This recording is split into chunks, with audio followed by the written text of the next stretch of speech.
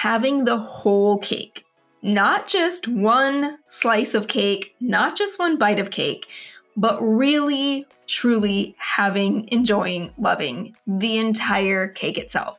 And by cake, I am talking about having your whole life be a yes life. So something that I've been thinking about as we head into the new year is I've just been reflecting a little bit on what has led me to really claim a life of yes. What makes me feel like I'm living a yes life? And for the record, let me just say that doesn't mean a perfect life.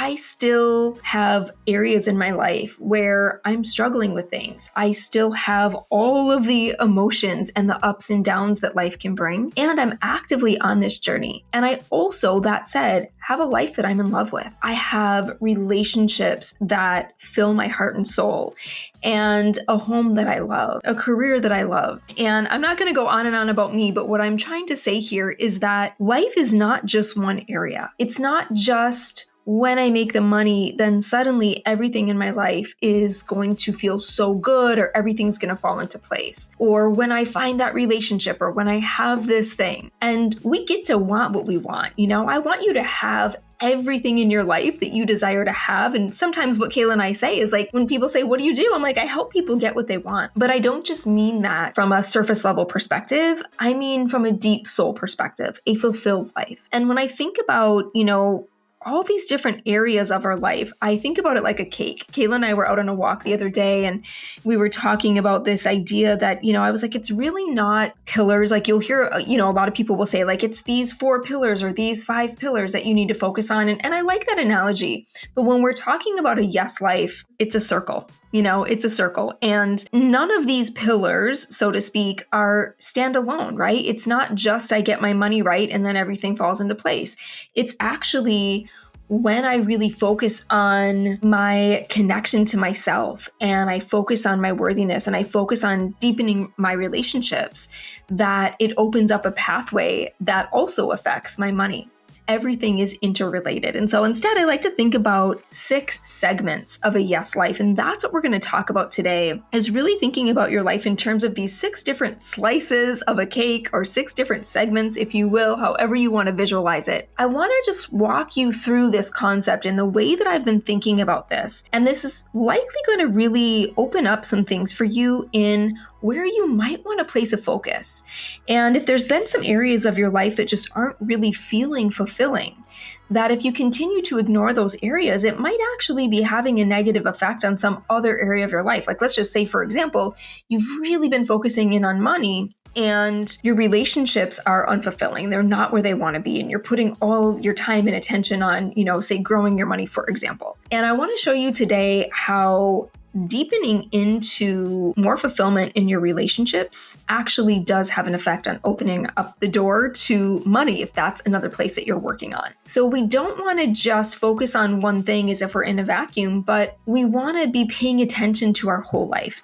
And that said, it's also not that we need to, have 6 different major goals and be doing 6 different things all the time. But I really, really invite you to think about this from a place of fulfillment. Okay, so what are these 6 segments, and how do you really notice where you need to shift your focus in your life?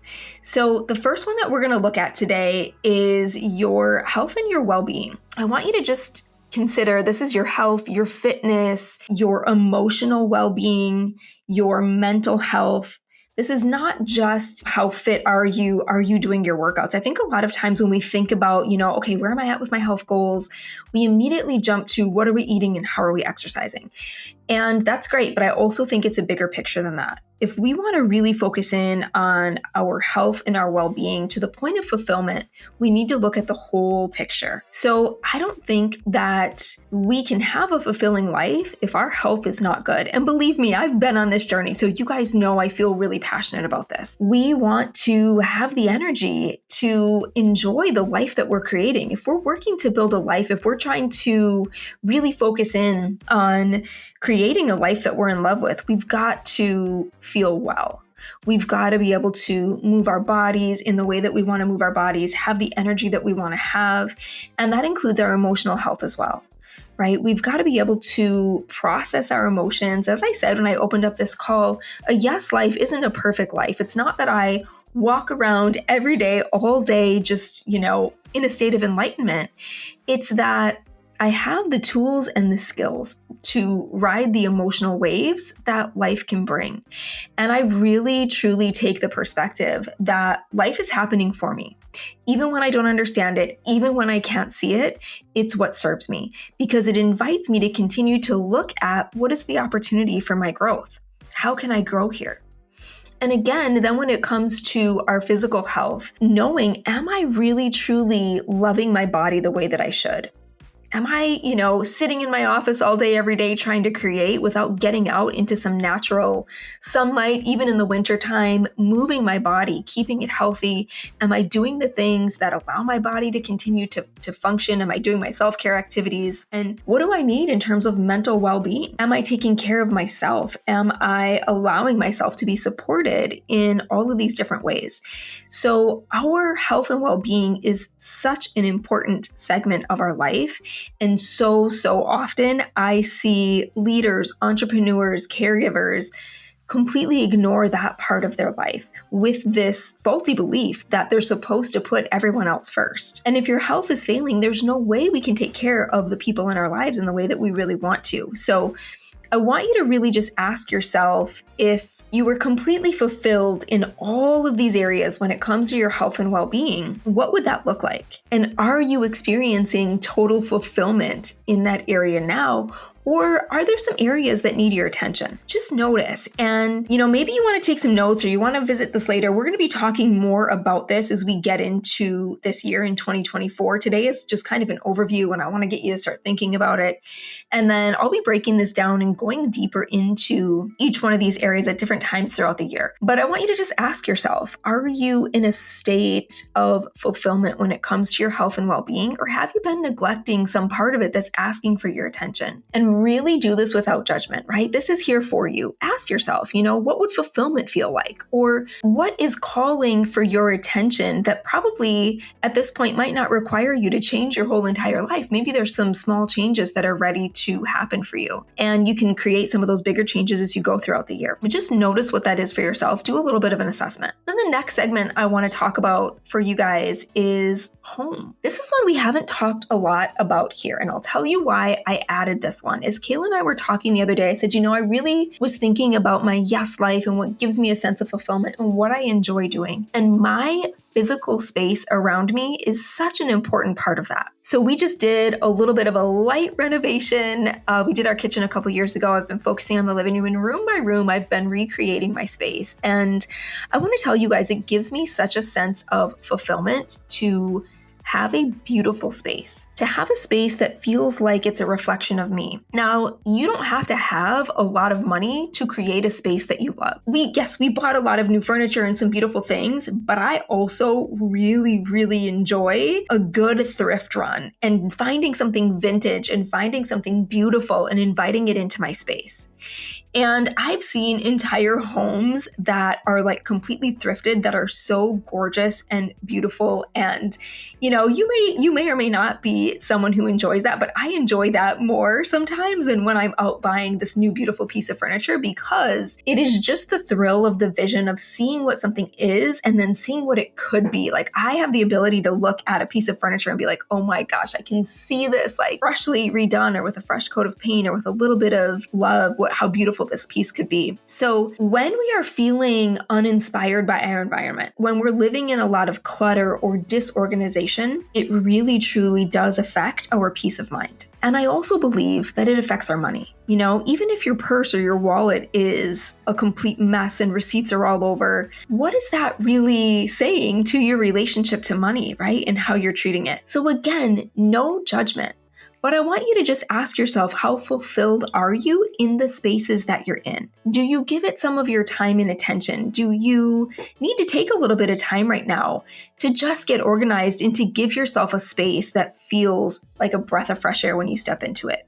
Is it time to maybe clear out some clutter, to get rid of some things you've been hanging on to? Everything is energy, right? Everything is energy, including the chair that you might be sitting on right now, or the car that you're driving in, or a piece of clothing that's hanging in your closet. And if you really want to have like this fresh, beautiful energy, make it a priority to consistently clear out the clutter, get rid of things you're no longer using, bless and release them, keep your space organized. And this can have such an effect on all kinds of other areas in your life. It opens up space for more connection. It opens up space for more ideas. So are you feeling fulfilled in your environment? This could be your home, your office, your car, whatever your environment is, even if it's not perfect. You might be listening to this and maybe you're living in an apartment that is not your dream home right now, or you're staying with, you're staying with someone and you're staying in a bedroom that's maybe not your own. Ask yourself, right? Are you able to make just a few small tweaks that make it feel beautiful, that make it feel like yours, and to really just pay attention to that? So I want to keep moving on so this doesn't get too long today, but again, we'll spend a little bit more time going deeper. The next slice of the cake that I want to talk to you about is your money. Money, of course, is a loaded topic, right? But it is a big part of our lives, whether you like it or hate it, or however you might feel about money in between. As humans on the earth right now in this time and space, it requires money in order for us to do the things that we need to do to care for ourselves, to care for our families, to have the experiences that we want to have. And I think it's really important that we look at our relationship with money and that we seek fulfillment, right? The closer we get to the center of each one of these segments, this is where that space of joy and fulfillment lives. So when I talk about money, I'm talking about a lot of different pieces. I want you to think about your money mindset, for example. Is that in need of a little bit of tweaking? Are you feeling fulfilled in the way that you're thinking about money, or is it currently causing you stress? Maybe for you, it's some knowledge. Maybe you need to focus in on learning about investing, for example, or learning more about saving, or just learning about money in general. There could be something there that you're looking for. Maybe when it comes to your habits around money, do you need to change some patterns or some habits that have maybe either been passed down or you just haven't looked at in a while? This also speaks to the way that we attract money. Again, everything is energy. And the closer that we move to fulfillment, the more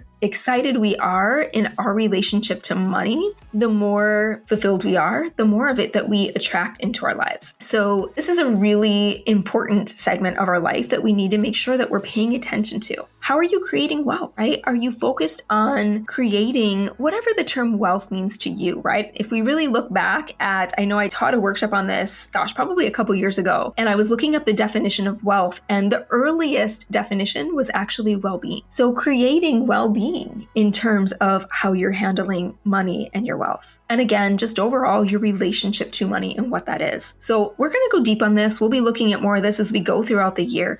But just I want you to ask yourself right now, when it comes to money, how would you rate your sense of fulfillment? And which one of these areas could require potentially a little bit of attention from you? And then we've got 3 more to go. The next slice of the cake we're going to look at is purpose. And this really does speak to your career, your work, your service in the world, feeling like you are living and working on purpose. So often, you guys, I work with leaders and entrepreneurs. It's so easy for us to get into a space of creation mode or needing, to create money or desiring to focus on hitting our goals. And when we can do that, really firmly rooted in our purpose and our sense of service and why we're here, those things tend to come just as icing on the cake. Because when we're creating from a place of really being lit up inside about what we're here to do, it lights up the way. It's like turning on this massive spotlight to the direction that you're meant to go. And it's also really easy with all of the messaging we get today and all of the demands on our time. It can be really easy to shift our focus away from what we really feel like we're here to do. Now, for some of you listening to this, I know that you might also feel like, I don't know what my purpose is. I'm not even sure what it is. I thought I knew. Now it feels different. I don't know. If that's you, that's okay. This is an invitation that maybe this is a place that you need to focus in on first before you focus on money, before you focus on growth. It's like really just reconnecting or getting some clarity in on your purpose and then actively choosing to live into it and creating from that space. Okay, so the next segment I want to talk about is connection. And I want you to think about this piece of your life, this slice of the cake of connection in a few different ways. So this is your relationships, right? So your connection to other people. So this can be your connection to your family. This can be your connection to your love, your partner, maybe you're calling in love. But this also can be your social connections, your friends, your clients, maybe the community that you live in. And then it's also the connection that you have with yourself. This is kind of a broad part of our lives, but connection is something that we're designed for as human beings. We're not meant to be isolated or, really living life on our own. We're meant to do it in relationship to other people.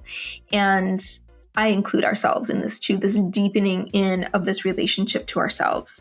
And to be seeking fulfillment, like, are you fulfilled in your relationship between you and you? Are you feeling good about yourself, right? Are you feeling connected to the most important relationships that you have in your life? Or have you maybe been focused on another area so deeply that you're starting to feel disconnected from your partner? Or you're really wanting this year to be a year that you've got quality time with your kids, and you don't want anything to get in the way of that. Maybe again, this could be like growing your business, working in your purpose from a place of building meaningful connections this year. So without judgment, just notice, where are you on the scale of, say, 0 to 10, right? If 10 is fulfillment, where are you in terms of connection, and particularly what connections are requesting your focus? And then the last one that we're going to touch on today, this is the 6th segment, is the faith or spirituality or connection to that which is greater. You don't have to believe in God or a higher power. You might be someone who believes in maybe a sense of oneness or a greater collective consciousness. I invite you to consider, what is it for you that you believe in? And are you feeling connected to that? I think that this piece was so pivotal for me when I really started to change my life. It was finding a connection to what I call God of my own understanding, and realizing that, you guys know I shared a little bit about this, I feel like, on an earlier episode, but at the top of my head, I can't remember which one, where I was really sharing through a space where I really felt let down by the church that I was a part of. I felt like I had an understanding of who God was to me and what it meant to love. And then when I went through my divorce, felt like I was told that I wasn't worthy, that, it was like the messaging that I received didn't feel like love. And it also didn't feel like what I understood of God. And so for me, it was a really painful experience. I had to go on this journey of discovering my own understanding and my own relationship to God. Now, if this word triggers you, insert whatever word is for you. You could say universe, you could say source, that which is greater, whatever your belief system is. But do you spend time really allowing yourself to feel connected to something greater,